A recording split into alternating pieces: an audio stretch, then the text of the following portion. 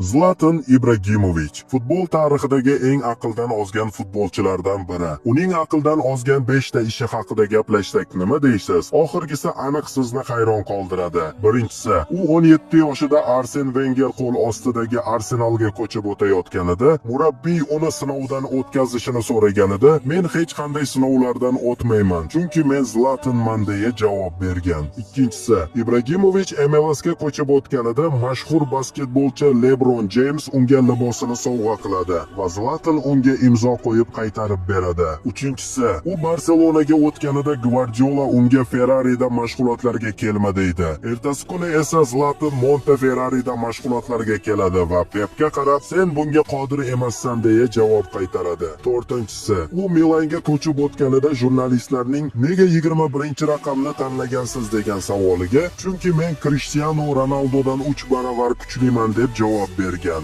Va nihoyat 5-si, u aynan 17 yoshlik paytida Arsenalga o'tayotganida otasiga qarab, endi bu uyning kattasi sizsiz deya chiqib ketadi. Sizga ham Zlatanning yovvoyi shaxsiyati yoqsa, videoga like bosib, sahifamga obuna bo'lib qo'ying.